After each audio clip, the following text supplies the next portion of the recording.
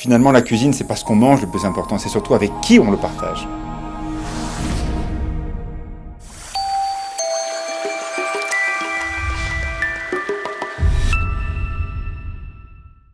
Nous sommes ici tout au nord de l'arc alpin, à proximité du lac Léman, dans un endroit assez exceptionnel où les montagnes finalement se mélangent entre elles. Les montagnes tournent et ça s'appelle la vallée d'Abondance. J'adore me perdre dans la vallée d'Abondance car c'est un territoire à part entière qui est vraiment unique avec des villages qui ont leur identité. Cette montagne où finalement la forêt ne progresse pas autant que ça, des alpages qui sont encore préservés. Bref, ici, chaque chose est à sa place. Ils sont fiers de leur vallée. Tous sont finalement d'ici, ils ont un cœur gros comme ça, c'est abondance. Donc voilà, il y a une générosité, une notion de partage, une solidarité, quelque chose qui est pour moi important. Et voilà, ces gens ont envie de transmettre leur passion du territoire. 1894, c'est la date de naissance des Cornettes, c'était il y a 120 ans. Une famille, la famille Comment, la famille Trinca, ont inventé ce lieu. Et c'est vrai que ce lieu a évolué avec ces hommes et ces femmes aussi qui ont leur place. On vient ici parce qu'on connaît les Trinca, ou en tout cas de réputation. C'est vrai que le guide Michelin s'est arrêté ici en 1933 et a fait de cette auberge une adresse. La famille Trinca, une famille identitaire de cette vallée d'Abondance. Bernard, parle-moi un petit peu de cette vallée d'Abondance. Magnifique, Châtel est à quelques encablures d'ici, la chapelle d'Abondance, on est au cœur des portes du soleil. C'est un territoire où tout est abondant, tout est un peu comme toi. Ben voilà, c'est pour ça que je suis un peu costaud. Peut-être il y a la hache rustique, mais bon, l'abondance, il y a là. C'est déjà une image qu'on est obligé de donner dans les assiettes. En vallée d'Abondance, c'est la pénurie, puis qu'il y a 3 traits, et puis un légume au milieu, puis 10 grammes de viande. On a du mal à passer, quoi. On va pas changer le nom, c'est la vallée d'Abondance dans tous ses sens. Et puis c'est une vallée qui est complémentaire, on a le tourisme, on a la neige, on a l'authentique, la baie d'Abondance, on a une vallée complémentaire qui va depuis le début de la vallée, depuis de Thonon jusqu'à la frontière suisse. C'est complémentaire, on n'est pas concurrent avec Châtel, on est complémentaire. On voit quand même la moyenne montagne qui est jamais très loin, ce décor qui est absolument incroyable. Tu as le temps de savourer tout ça? Ben, à vrai dire, on n'a pas trop eu le temps. L'entreprise nous a tellement pris notre temps qu'on rêve qu'une chose, c'est de monter là-haut. De la retraite bonheur pour pouvoir profiter tant qu'on peut encore un peu marcher, profiter. C'est beau chez toi. Boire de canon tant qu'on n'est pas malade. Et profiter d'aller dans cette nature, dans cette montagne qu'on aurait envie d'aller beaucoup plus souvent. Bon, on y va, mais à mon idée, pas assez souvent. Es-tu toujours étonné par la beauté de ces paysages? C'est joli. Ouais, qu'est-ce qui te plaît ici? Bah, c'est ce que je dis, j'ai fait le tour du monde sur la Jeanne d'Arc quand j'étais à l'armée, j'ai bien voyagé, j'ai vu, mais bon, chez nous, ça reste joli. Et si j'habite ici, puis j'ai envie d'y rester à la retraite, c'est parce que pour moi, c'est le plus beau pays du monde. Bernard, vous avez eu cette idée assez incroyable de mettre vos parents en situation dans un musée. Alors, comment ça s'est passé la rencontre avec le musée Grévin qui vous a fabriqué à votre demande vos parents? On a commencé en faisant les grands-parents et les parents. Parce qu'au départ, j'avais fait que les parents. Quand le gars, ça fait drôle, le gars il arrive, il t'amène ta mère dans une valise, puis il monte le personnage, ça te fait quand même quelque chose. Et mon père était là, je l'appelle, je lui dis viens voir. C'est impressionnant. Il a pleuré un peu, puis il m'a dit c'est formidable. Mais ça lui a fait une émotion, c'est vrai que c'était drôle parce que c'est ressemblant quand même. Et moi quand je passe toujours, ça fait toujours une pensée, je me dis toujours tiens elle va m'engueuler, puis non, elle ne dit rien. Mais sinon je me dis tiens qu'est-ce qu'elle va encore me dire. Toi, quand tu passes devant, tu as toujours une émotion? Ouais. Ça te fait toujours quelque chose de les voir comme ça. Là. Parce que c'est vrai que c'est... Puis au début, donc j'avais que les deux, puis j'ai dit ça fait vide les deux. Et après j'ai dit faut faire les grands-parents. Et c'est comme ça que l'idée m'est venue de faire les arrière-grands-parents. C'est tout sur photo. Et ça donne une image. C'est le fourneau du tonton qui était à Belle-Albe. C'est toutes les pièces maîtresses de l'hôtel qui ont été mis là, à cette cuisine, mais qui a une âme. Voilà. L'âme de l'hôtel, il part de là-bas. Pour faire plaisir aux Trinca, il faut évidemment goûter le Berthoud, mais il ne faut pas s'arrêter là. Ce sont des personnes, des restaurateurs qui aiment présenter une cuisine avec des mélanges, des alliages de mer, évidemment les poissons de lac, une cuisine très très bien la Ferrat, mélangée à ces produits de montagne. C'est un métissage culturel finalement cette restauration. La recette aujourd'hui est un filet mignon, travaillé ici avec un véritable boucher qui l'a préparer, c'est magnifique, hein. Et effectivement, il y a une poêlée de chanterelle avec eh bien ce fromage d'abondance, ce mat fin qui est autour de ce fromage d'abondance, et un peu de carotte comme ça pour donner un petit peu de couleur, cette carotte cumin qu'on aime bien.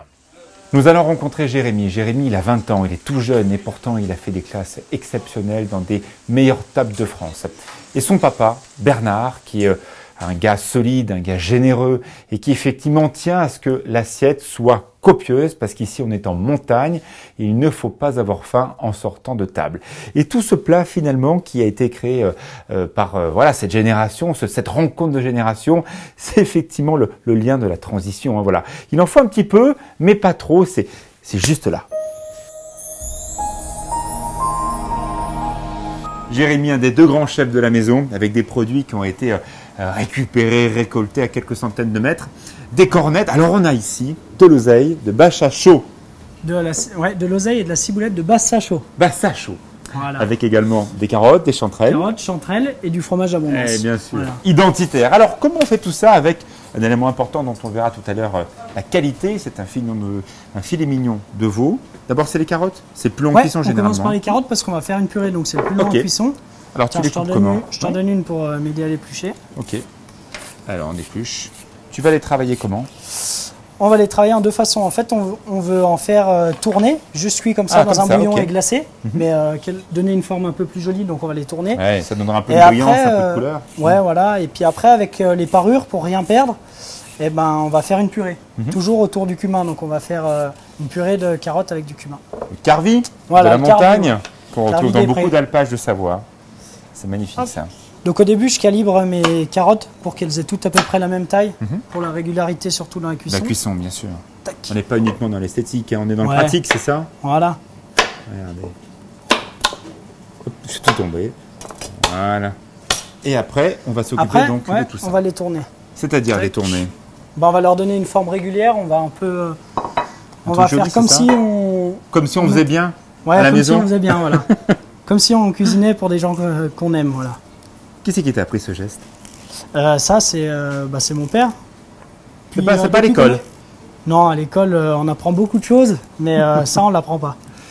Non, c'est le soir, en attendant que les derniers clients partent, on avance les légumes pour le lendemain. Alors du coup, on tourne les légumes. Pendant les veillées, c'est ça? Ouais, voilà.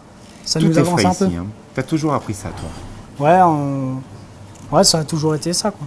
Moi, j'ai toujours vu. Mon père, il a toujours fait les légumes, tous les produits frais, les légumes, les poissons. Regardez-moi ce magnifique morceau. C'est un filet mignon. Regardez le travail, parce que ici, aux Cornettes, il y a un boucher. C'est rare dans un restaurant d'avoir encore un boucher qui fait ce travail de viande, bien sûr, des salaisons, fumage aussi. Ouais, nous on a. C'est vrai qu'il a beaucoup de boulot. Le boucher ici, il a beaucoup de boulot parce qu'on reçoit pas mal de bêtes de demi-veau ou des agneaux, des demi-agneaux, ou des bêtes entières. Ouais, après, il faut déjà tout préparer ça. Puis après, il faut faire toutes les charcuteries, les salaisons. On a le fumoir en haut à la ferme du Papy Gaby. Tout est fait là, quoi. On fait nos saumons, nos jambons, nos magrets, nos saucissons. Cornettes. Voilà, c'est ça. Au lieu de mal. mettre fait maison, on va mettre ça. Comment tu vas préparer ça? Le filet mignon, en fait, là, il est déjà paré. Donc c'est le boucher qui l'a paré. Nous, on va juste le tailler en canon. Après, on va le faire juste colorer, juste saisir dans une poêle bien chaude. Et après, on va le terminer la cuisson au fond. Tu vas récupérer de la matière, de la coloration. Voilà. Quand on va déguster, on va sentir ces arômes presque un peu torréfiés sur la viande. Ouais, voilà. C'est beau ça. Vas-y. Alors ça, je vais juste le tailler en deux, que ça fasse deux beaux canons pour faire nos deux assiettes. Et là, ça va être le moment de vérité quand vous allez le passer directement sur la poêle. S'il s'agit d'une viande de qualité, elle va rester entière. Si malheureusement c'est une viande qui n'est pas terrible, il va y avoir de l'eau dans la poêle et ça sera l'indice d'une qualité bien moins bonne que ce qu'on voit là.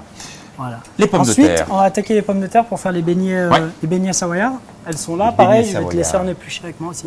Comment on dit en patois, les beignets? Les matafans. Matefins. Les matefins. Les matefins. Voilà. Ça, en Savoie Mont Blanc, il y en a beaucoup. Hein. Dans les Bauges, ici en abondance, dans les Aravis, au pays du Mont Blanc aussi. Il faut rappeler que l'élément de base de la cuisine savoyarde, ce n'est pas le fromage, contrairement à ce que l'on croit, c'est les pommes de terre. Et effectivement, il a fallu attendre Parmentier pour faire tout ça. Alors, ces patates, tu les prépares comment et tu vas en faire quoi? Alors, on va juste les éplucher, après on va les râper. On va les râper, donc on les récupère directement dans un cul de poule parce qu'on a besoin de la fécule, on ne les lave pas. On a besoin de ce fécule de pommes de terre. Qui va faire un élément de liaison. Voilà. Bien sûr. Alors une fois qu'on a épluché les pommes de terre, Ouais. on va les râper. Donc ça c'est les râpes pour les pommes de terre, pour faire les beignets. C'est les râpes à beignets qu'on dit chez nous. Hop.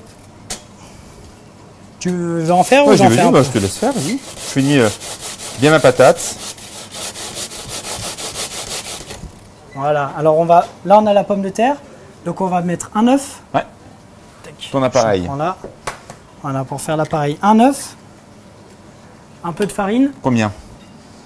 Farine, on met. Il pèse pas, hein. Non, je C'est pas pèse un pas, pâtissier, c'est un cuisinier. J'y Il fais. fait un peu comme ça, hein. Ouais, voilà. S'il en manque, j'en remets un peu. S'il y en a pas assez, s'il y en a trop, je remets de la patate. De la muscade, juste. Bonne muscade. La noix de muscade, ouais, juste un peu pour râper, pour parfumer. Tac. Ensuite, on va mettre le persil, le sel. Tu dois en avoir par là, ici, là devant toi. et le poivre ici. Un coup de moulin. Voilà, ouais. Tac.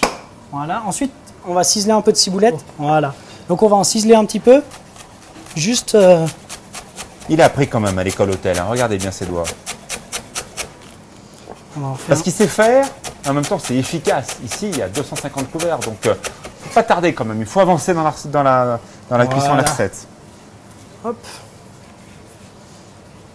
C'est un geste identitaire, ça. C'est presque le beignet du Savoyard. Ouais, c'est C'est ça. ça Ouais, c'est ça. C'est le beignet que faisait. Enfin, beaucoup de monde à l'époque le faisait, quoi. Nous, c'est mon grand-père, il en faisait tout le temps. Ça. On le met dans une poêle très très très chaude. Il faut qu'elle soit à peu près à 200, 220. Il faut vraiment que ça les saisisse. Ouais. Et on met pas mal d'huile quand même. Donc en fait, on prend à la cuillère, on met un cercle. Nous, on met un cercle pour les faire ronds, mais à l'époque, on les faisait avec une écumoire, une cuillère, quoi, juste pour donner une forme ronde. On met une première couche, donc elle saisit vraiment. Après, là, il faut être assez rapide. Il faut mettre un disque d'abondance et remettre la deuxième couche dessus. Il faut être assez rapide parce que sinon, les deux couches, en fait, la première couche cuit un peu trop et ça ne fera pas Il faut que l'abondance reste effectivement encore très, pas complètement perdu dans le beignet. Il faut qu'il y ait encore un peu de, voilà. un peu de matière. Voilà. Juste un peu fondu, tout ce qu'il faut moelleux, quoi. C'est le beignet de la vallée d'Abondance, un véritable bonheur. Le fromage d'Abondance, c'est absolument génial. On le mange comme ça, juste à même la table. C'est un véritable plaisir de goûter ce fromage. Et aussi, quand on le met en cuisson, il faut le respecter, attention, hein, parce qu'il peut aussi rendre un tout petit peu d'huile. Il faut faire attention, il est très fin et il parfume parfaitement les assiettes. Allez, c'est le moment de dresser, là. Vas-y. Alors, Tu sais que c'est ton père qui va déguster ton plat, tu sais ça? ouais, justement. Faut T'as la pression? Ouais, faut s'appliquer. Que ça soit moi qui goûte ou ton Tu père? vois la goutte? Bah là, les deux, c'est encore pire. Là, j'ai deux gouttes. Tu fais comme à la maison, tu fais comme si on n'était pas là. Ok. Nous, on veut comprendre justement ce plat qui fait partie des grandes suggestions de la maison. Et bien, ce que les personnes de Savoie-Mont-Blanc qui se baladent dans le territoire peuvent découvrir à n'importe quelle saison, car c'est vraiment un plat qu'on peut faire quasiment toute l'année. Avec cette très belle purée de carottes. On met le beignet, la purée de carottes qu'on a fait avec les parures. Ouais, super. Et au milieu, en fait, on met nos carottes qui sont tournées. Voilà, C'est un dressage ménagère, mais dans le bon sens du terme, c'est ça? Voilà. Comme on le fait à la maison. Comme on fait à la maison. Voilà, en évidemment. dôme. Le filet mignon de veau, là, qui est là. Magnifique. Tac, qui sort du four. On va juste mettre un peu de fleur de sel. Regardez un dessus. peu la matière, la texture de cette viande qui n'a pas bronché entre le moment où on l'a présentée tout à l'heure et le moment où elle a terminé sa cuisson. Hein. C'est Voilà, exactement le même Un morceau. petit peu de fleur de sel. Ensuite, je vais Et derrière nous, toutes ces effluves qui, à longueur de temps, font vivre cette maison, c'est effectivement ces réductions de sauce qui tournent toute la journée. Quelle que soit l'heure à laquelle vous arrivez aux cordettes, eh bien, il y a ces jus qui sont en réduction derrière nous. Là, c'est un fond de bœuf, c'est ça? Ouais, là c'est une glace de viande, eau de champignons, on monte au beurre et voilà. Là on va mettre juste une petite poêlée de champignons là Cette ici. maison est toujours habitée avec ces effluves de choses qui réduisent, qui préparent finalement le repas d'après ou du lendemain, parce que parfois eh bien, on sait aussi réduire pour le lendemain. Et là, alors Voilà. qu'est-ce que tu fais? Bah là j'ai plus qu'à mettre la sauce. Après c'est bon, vous pourrez aller goûter. Ouais, pas mal quand Voilà, même. je la mets un peu dessus. Un jus de Et bœuf, tout tombe, voilà. évidemment sur le veau, avec ce beignet magnifique. Oh là là, Michel. Alors, Pour nous, Michel, c'est une vraie personnalité. Il fait du très bon fromage. Il en est fier. Il aime ses vaches. Quand on a effectivement ces tarentaises et ces abondances qui se baladent comme ça dans la montagne, il y a un lien presque intime entre ce paysan et ses vaches. D'ailleurs, c'est assez marrant parce que il communique par des gestes. On s'aperçoit que ces vaches savent très très bien où il faut qu'elles aillent. Et voilà, l'agriculteur, il est derrière. Il est jamais devant. Il y a un rapport de confiance.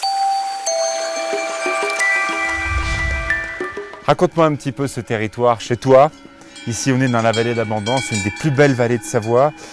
Quand on a la chance de voir ces vaches qui se baladent, on imagine bien sûr dans l'assiette le fromage d'Abondance. Toi, tu es heureux que ton fromage aille chez des gens comme les Trinques? Ouais, je suis très heureux parce que bon, il y a une fierté quand même parce que l'hôtel Trinquaz c'est une institution. Voilà, c'est un hôtel où qui est bien connu, ouais, l'idée, vaguement, ils font beaucoup de Berthoud, Bien sûr, c'est la spécialité beaucoup pour de la chez toi, fonte, bien et sûr. puis pour peut-être l'assiette comme ça pour faire goûter, mais beaucoup plus pour la fonte. Ouais. Quand on voit dans ce grand restaurant filet mignon avec un beignet, le fromage qui est dedans, c'est un mariage incroyable. Tout ça, il y a des saveurs dans son fromage. Oui, parce que bon, il y a des saveurs, parce que bon, elles sont quand même dans un pâturage qui est à 1800 d'altitude, elles montent jusqu'à 2000. Bien sûr. L'herbe est fraîche, elles ont beaucoup de parcs un peu différents. Et il y a beaucoup de fleurs. Eh oui, c'est ce qui fait l'aromatique. C'est ce qui fait la Toutes saveur ces fleurs, du fromage. ces pousses, ces plantes de montagne, ça joue sur la qualité du lait. Oui, ça joue beaucoup, parce que bon, après, j'ai rien contre les aliments, mais après, c'est une autre manière de fabriquer, quoi. Alors, tu as un surnom, Michel Cruise, tu es le frère de Tom Cruise. Ouais, mais je ne l'ai pas revu depuis un sacré moment. C'est vrai? Ouais. Non, c'est un truc, c'est le nom Cruise qui fait peut-être le truc, mais... T'es une star quand même. Ouais.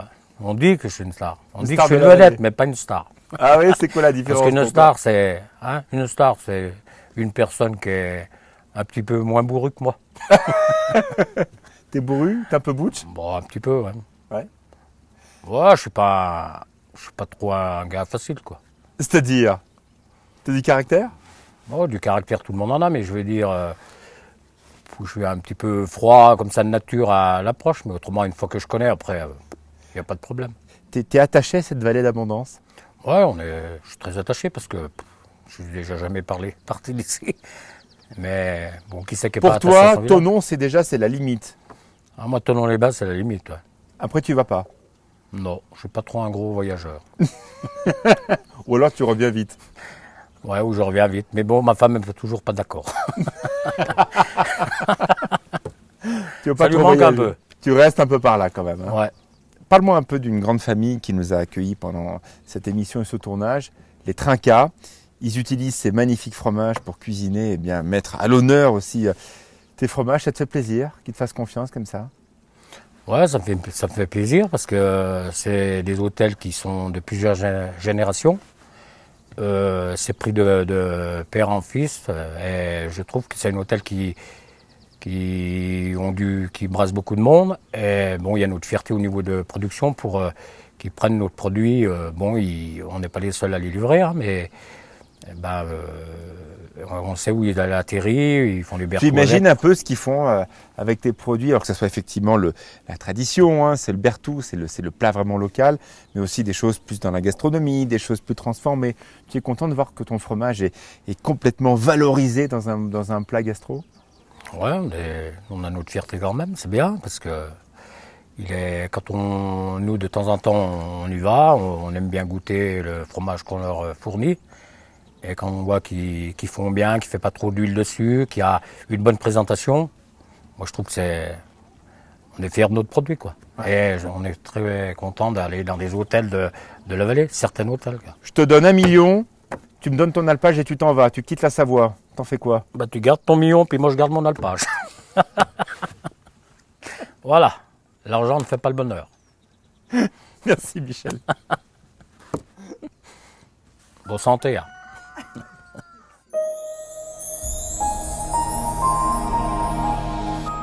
Ce plat est la rencontre de plusieurs mondes. Il y a un boucher qui a travaillé cette viande qui est préparée.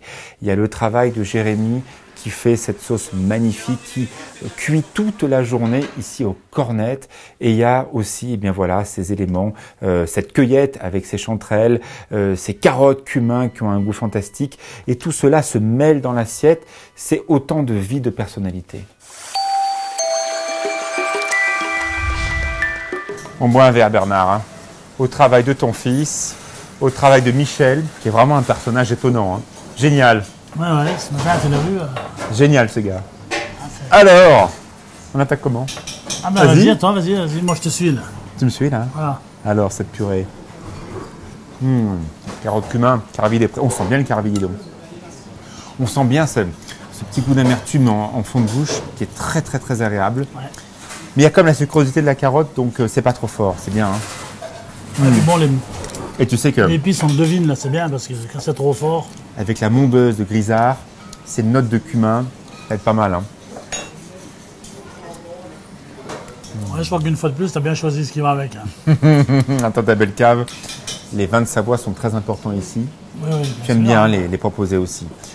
Alors, toute l'identité savoyarde, elle se résume dans ce beignet. Avec ton opinel. D'ailleurs, les opinels, c'est pour aujourd'hui ou c'est à la maison? Non, on en a. On en a aussi. Au restaurant, voilà, on en a un peu partout. Ouais. Alors, la cuisson du beignet, coloré, mais un peu fondant à l'intérieur. Ouais, c'est Qu'est-ce que ce qu'il t'en faut, penses? hein. Alors, le beignet, c'est une longue histoire parce qu'en patois, c'est les bougnets de catif. Mais mon grand-père venait de Bernex et ma grand-mère, Pauline, était d'ici. Comment? Elle les faisait comme ça à la poêle. Et à Bernex, les beignets, ils les font à la friteuse, dans beaucoup d'huile, et à la cuillère. Alors nous, on a des amis à Bernex, des copains, qui nous appellent, ça c'est des beignets de trinque. Pour nous, on y appelle beignets savoyards quand Mais même. comment vous faites depuis 1894? Forcément, les recettes, elles ont évolué. Ta maman, ton papa, ton grand-père ne faisaient pas les beignets de la même façon les uns et les autres, non? Non, ben, nous le beignet, on faisait comme ça. On faisait sans fromage dedans, c'est Jérémy, là. Des C'est fois, bon il dit, l'abondance. ben, c'est bien, ça amène une note un Ouais, peu... onctueuse, Il y a un moelleux au plus large. milieu. Non, c'est bien. Et puis, bon, la touche du fromage qui est notre Tu sais quoi? identité. Ça redonne de la liaison et ça redonne un peu d'arôme aussi. Ah oui, ah, mais c'est bien. Puis le mélange J'aime avec bien. la pomme de terre, c'est... Contre les pommes de terre, quand on fait les beignets, il faut souvent garder des patates anciennes. Si on prend des patates trop nouvelles, si maintenant on prend des nouvelles, elles sont pleines d'eau et c'est pas... Mieux un peu... Si on a des anciennes, à la fin, vous nous les gardez un peu pour les beignets. Rien ne se perd en Savoie. Hein. Voilà. Bon, alors ce Jérémy, il est jeune, il a 20 ans. Il est ou pas ce soir? Ouais. Qu'est-ce que t'en penses? Ben, ça va bien. Moi, je suis content parce que moi, j'attends encore pas longtemps pour me sauver, mais... Maintenant, j'ai déjà assez donné, assez fait, donc lui, j'attends ardemment qu'il prenne ma place. Quoi. Mais je débrouille bien, ça va. Affaire de famille, hein. Ça, c'est la bonne lancée. Il faut se rappeler qu'il y a eu un passé, mais il faut penser à l'avenir. Et Jérémy, il incarne ça, cette transition vers quelque chose de peut-être un peu plus moderne, mais tout en gardant des valeurs, c'est ça? Voilà. Je pense que là, il est sur la bonne route. C'est ce qu'il faut. Il faut qu'il continue dans ce sens. Eh ben, écoute, on se régale. Hein. C'est magnifique. On se régale. Bon, il manque un petit peu de jus, c'est pour ça qu'il faudrait qu'il mette une petite saucière. Évidemment. Une petite saucière pour en mettre un petit peu plus. Mais c'est quand même... Ce qui compte, c'est le goût. Si c'est un bon goût, c'est bien assaisonné.